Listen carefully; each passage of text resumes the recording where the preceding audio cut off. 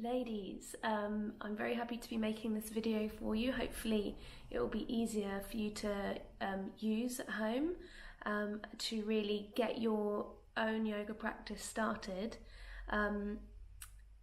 As I said, it can take quite a long time to develop a home practice, so I'm trying to introduce you to what might be quite easy and enjoyable and really sustainable going forward, so you can really benefit from your yoga practice every day or every few days. When you're feeling like you need to have some sort of movement, you can come to these postures that are really simple, so that it can help you as it has helped me.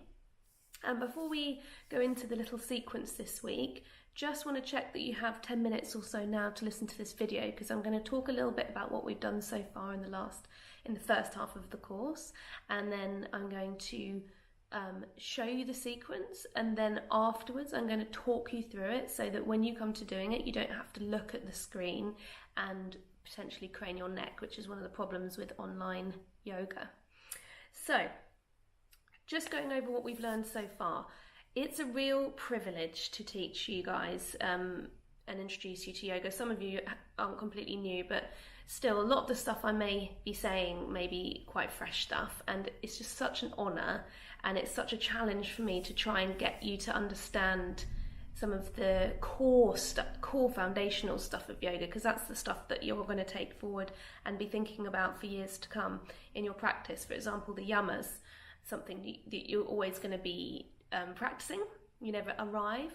And also in your own practice, it's going to take a long time for you to feel confident and to start to really understand the benefits of yoga. Initially it can be quite challenging, I know. So it's such an honour, and I just want to go over some of the things we have briefly touched on that I hope that you've absorbed from what we've done together so far. So the first is the importance of breath, and I've tried to describe it for you as a bridge connecting the body and the mind. It's sort of a messenger that connects them, but also gives us a tool to control the body and the mind.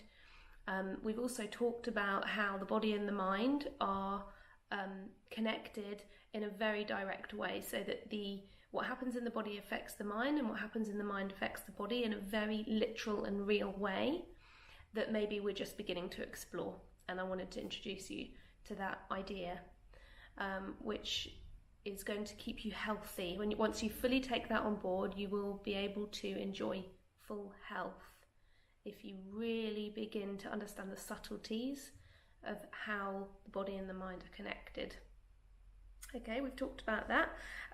We've also talked about patience and finding your edge, trying to not come too far into your sensation to create injury or stiffness the next day. So coming to that really sweet spot that's going to create space and stretch and move you forward, but also not too little and not too much, so just right, finding our edge. We've also talked about the difference between passive and active approaches to your posture, to your poses, sorry. And all of this can be applied to life, active and passive in life, yin and yang, but for the purposes of the yoga postures, you can approach them actively or passively, and there's a big difference. It's very important that you know that. We have also talked about the yamas, which I know some of you may be bamboozled by them. Maybe you don't understand that there's a tendency to think they sound a bit like the commandments, and it's really important to remember they're called life observances, and observance means look at, doesn't it? So we're just looking at and thinking about, rather than feeling that there's any sort of I must do this and I must do that.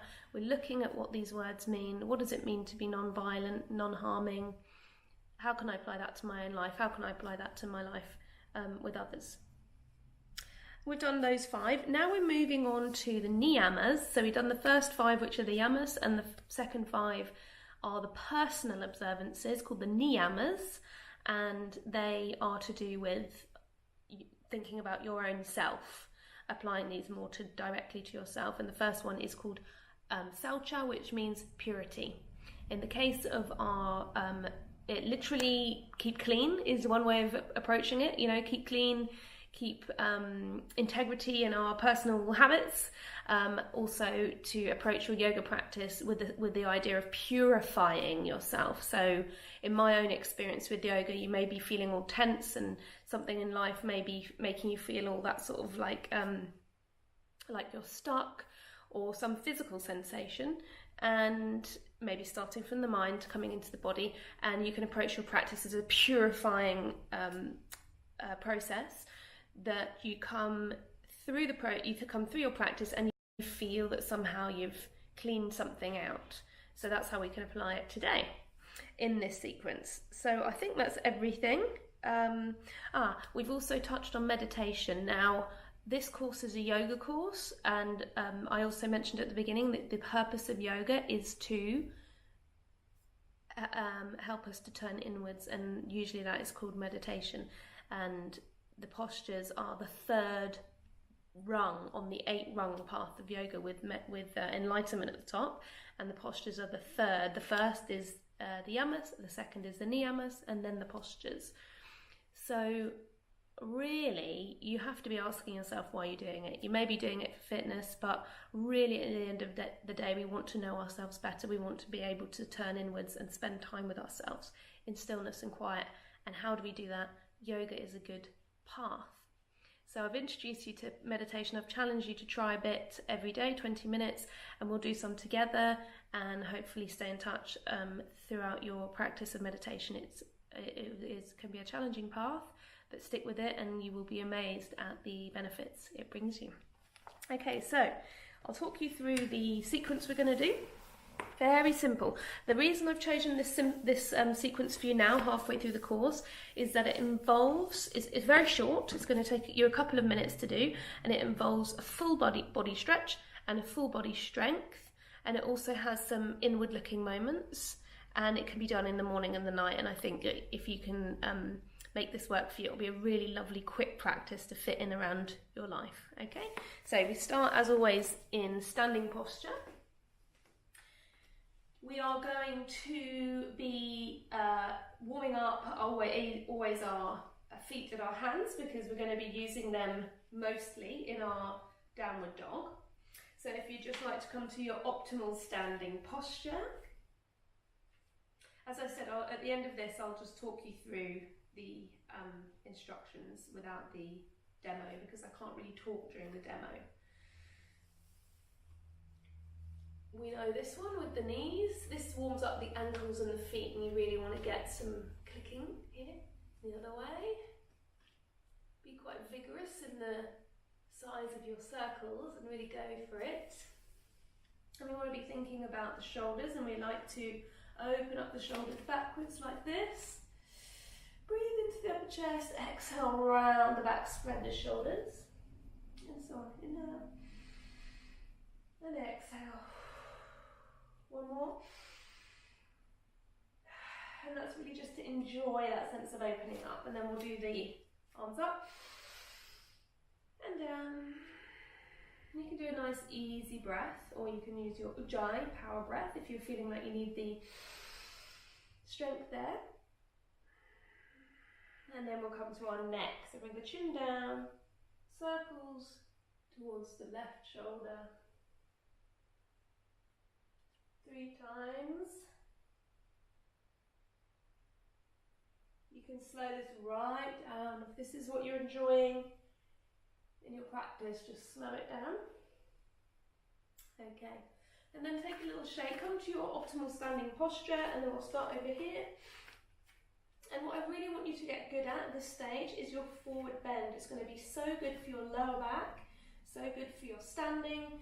And just when you're not warmed up yet, please start with your knees bent. So inhale, and exhale, fold over your legs. And you have your feet hip width apart, crown of the head heavy.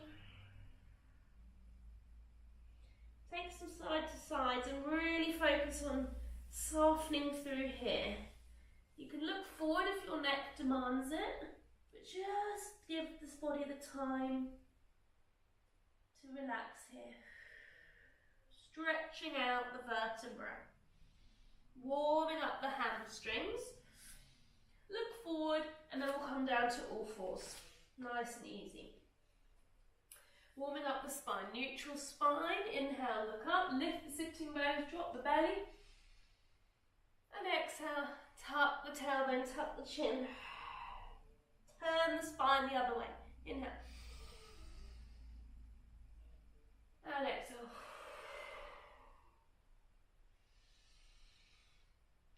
And one more. And then you can turn your wrists round and just warm up your hands and wrists. We want to be very careful with our hands and wrists in this sequence because we're asking quite a lot. So side to side, little circles with the fingers pointing towards your knees. The other way. And then just come to sitting on your heels with your toes tucked under to warm up and stretch your feet. So wiggle around until you feel like your feet are getting quite a nice stretch. Very good. Back to all fours. We're going to walk into our plank. Strong here. And then knees come down, chest come down, chin forward. Take your back bend. And then come to downward dog. Warming up the legs. Warming up the arms and feet. Side to side, couple of breaths, and then take a lovely, well-deserved rest in child's pose. Snake forward, back to your back bend. And knees, downward dog. And that's it, that's the sequence. And you can do that as many times as you like. Down, rest. Back bend, downward dog. Okay, so what's really nice about that sequence is you're getting a back bend, you're getting a forward bend, and the downward dog, even though you may not be loving it right now, is fully stretching your legs and hamstrings. It's requiring a bit of muscle from the quads at the front, stretching out the heels, Achilles, strengthening the arms, stretching the back, and it's really strong. And you can stay there for one breath and take your child's pose, or you can stay there for 5 breaths and take your child's pose, whatever feels good, snaking forward for that nice back bend, and then making your way back to your downward dog. And again, take the forward fold as many times as you like. Okay, I've waffled on plenty. I hope that's useful. Now I think of it, you don't need the instructions because I have talked you through them. But please give me feedback because I've never done a video like this, and we'll see if we can make it work better for you next week. Okay, I hope you enjoy it. I look forward to seeing you on Tuesday.